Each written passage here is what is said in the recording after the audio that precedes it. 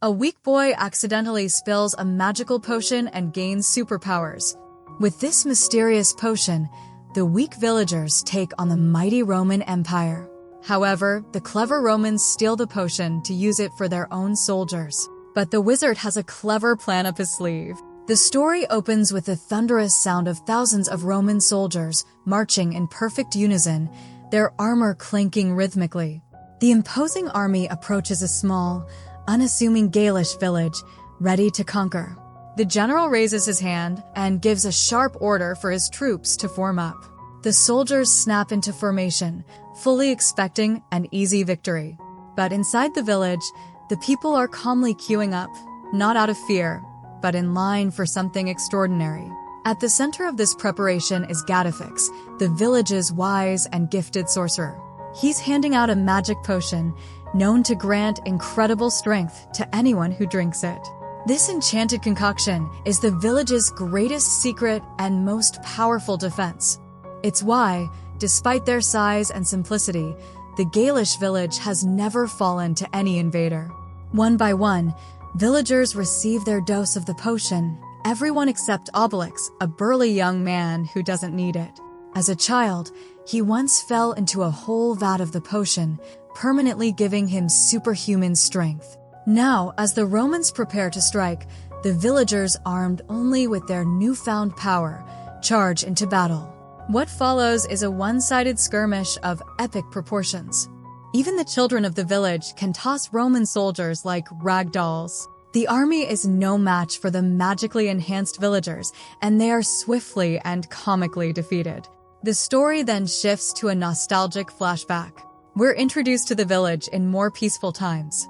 Here, we meet two inseparable best friends, Astérix and Obélix. Born on the same day, they have shared their lives and adventures from the very beginning.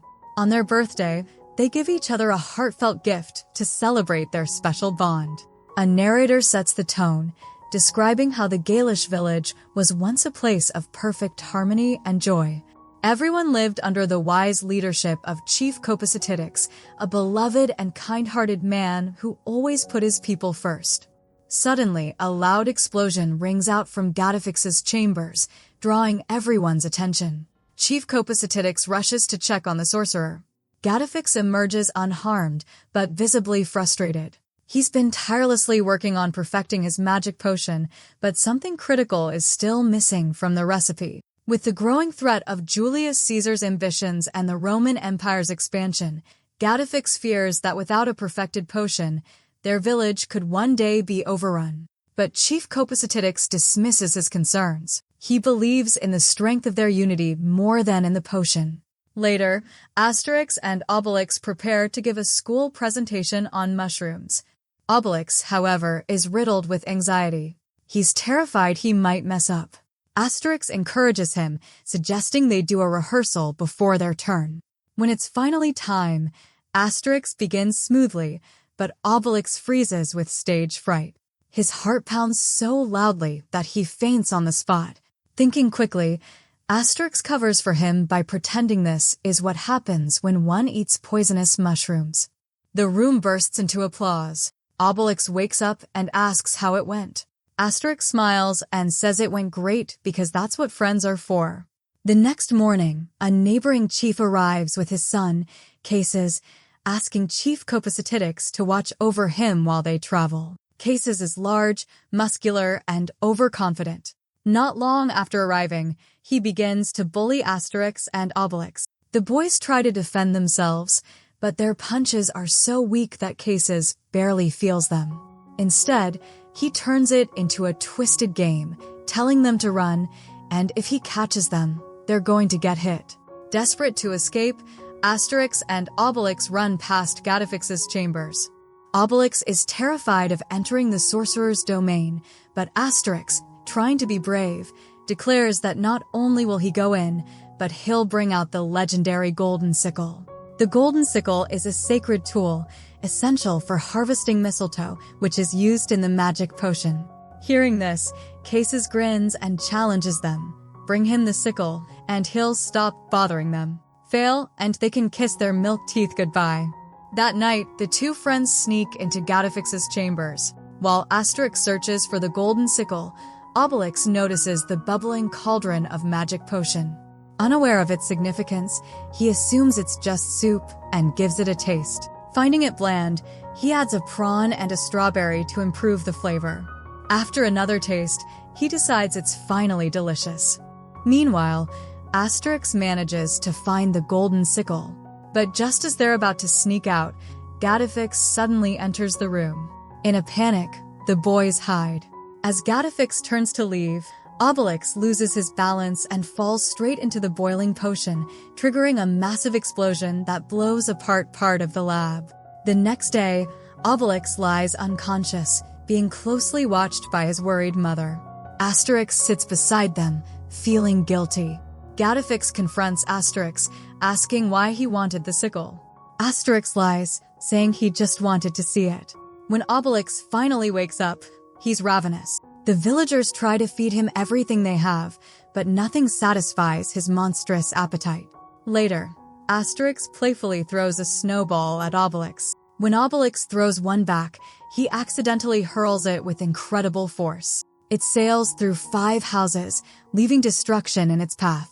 Shocked, Obélix tests his strength further and realizes he has become insanely strong. Just then, Cases appears again to bully them.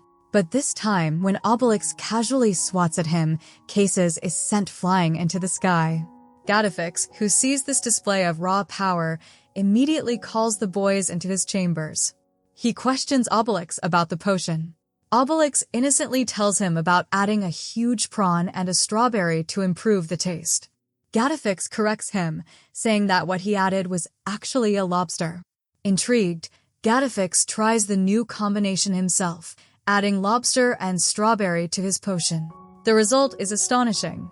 He drinks it and gains temporary superhuman strength. Finally, Gatafix realizes that these 2 ingredients were the missing pieces he'd been searching for all along.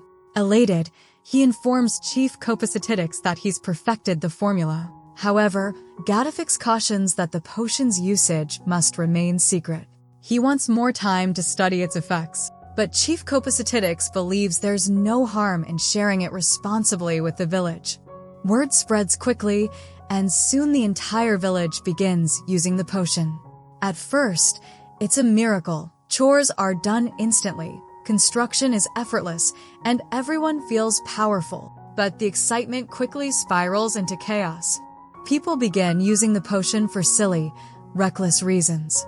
They arm wrestle trees, bounce rocks for fun, and turn every little task into a show of might. Gatafix is deeply disturbed by how quickly the potion is being abused. It was meant for protection, not play. His fears are confirmed when the villagers begin demanding more and more of the potion. Disappointed and angry, he decides to put an end to the madness. He pours the remaining potion onto the ground, declaring that from now on, it will only be used in times of true need, strictly for self-defense. Not long after, the danger he warned about arrived.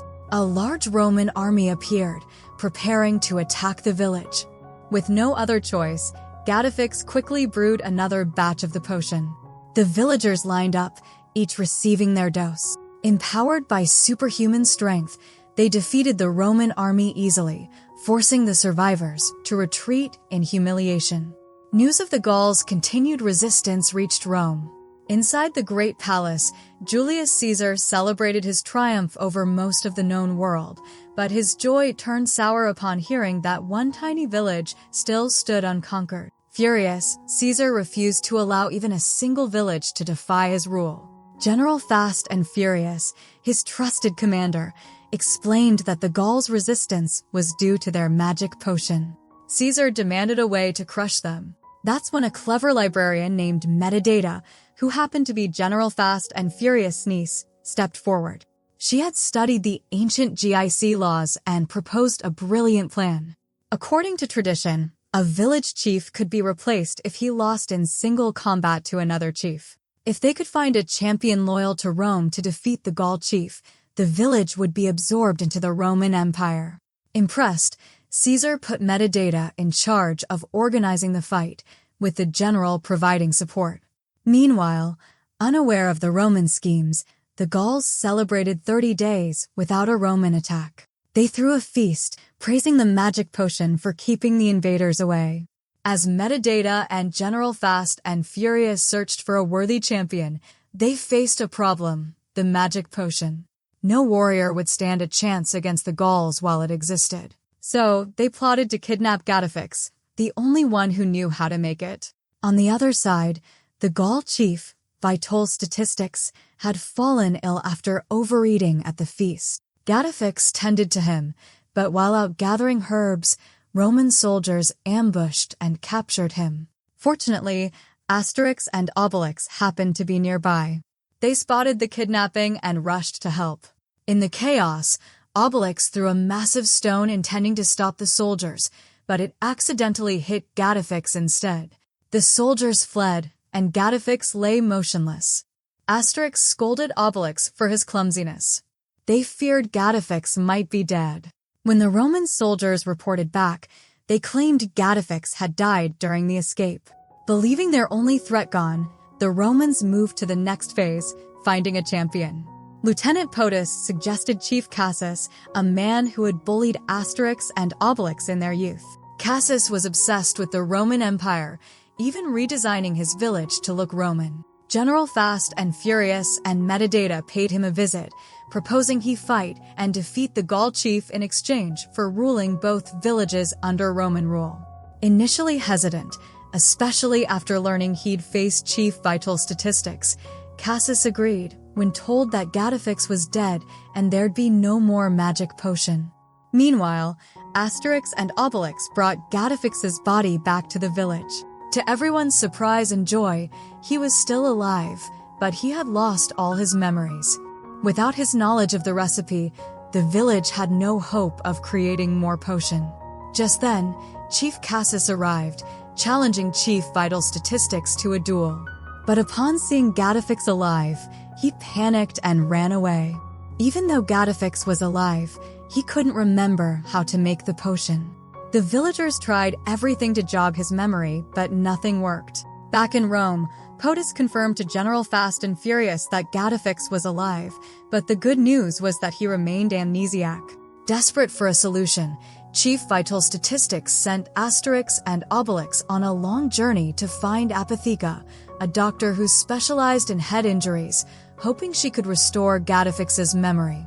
While the heroes journeyed through forests and mountains, Metadata trained Chief Cassus, having him lift heavy objects and build muscle. Meanwhile, Chief Vital Statistics received some training from his father, though he was lazy and hopeless in battle. Eventually, Astérix and Obélix found Apotheca's hidden cave and explained their situation. She agreed to help and followed them back to the village. But disaster struck again. Obélix, in his clumsy way, accidentally dropped a rock on her, and she too lost her memory.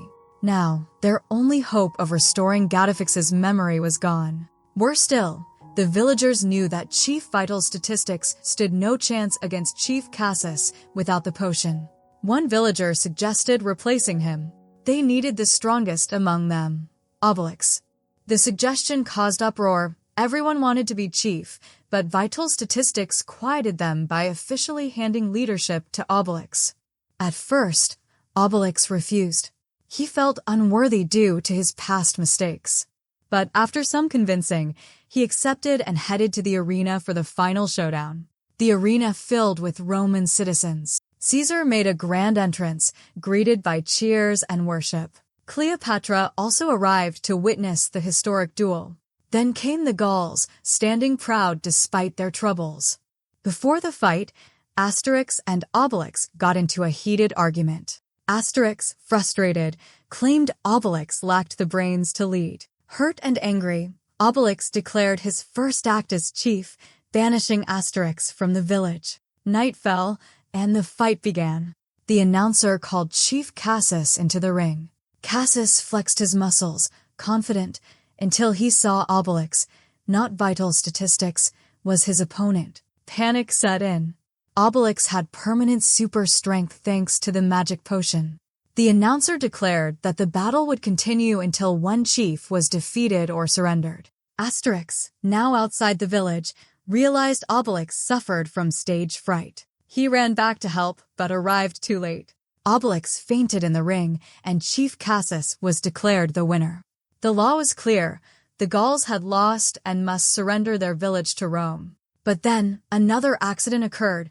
Gatafix hit his head again, and miraculously, his memories returned. Astérix confronted Caesar and declared that since he had banished Obélix, Obélix wasn't truly chief. That made Astérix the last indomitable Gaul, untouched by Roman rule. The crowd demanded a new fight, Caesar versus Astérix. Caesar, refusing to fight, ordered his army to burn the Gaul village instead. Metadata was horrified by his cruelty. She had wanted a fair fight, not destruction. As General Fast and Furious chased Astérix, Roman soldiers surrounded Gatafix. But Metadata, now siding with the Gauls, saved him. Inspired, Chief Vital Statistics rallied the villagers, urging them to defend their home. They fought bravely, but the Roman forces were overwhelming. Then, just when hope was lost, Obélix returned to the battlefield.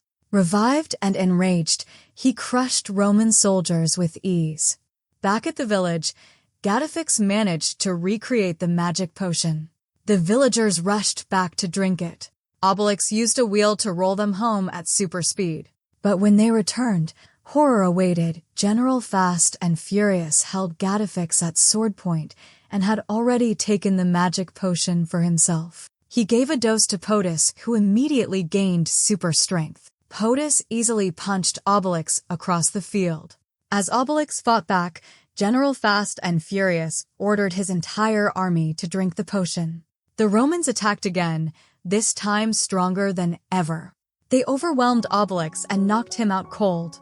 Just as it seemed the Romans would win, something strange happened. The Roman soldiers began to float and change colors. Gatafix revealed he had intentionally used the wrong ingredients in the potion the Romans stole. The Romans, now helpless and ridiculous-looking, floated away like balloons. The Gauls had won. Cheers erupted across the village as they celebrated their unlikely victory. They had defended their home once more, outwitted Caesar, and proved that unity and courage could triumph even against an empire. Thank you for watching. If you love animated movies, don't forget to like, subscribe, and stay tuned for more amazing recaps.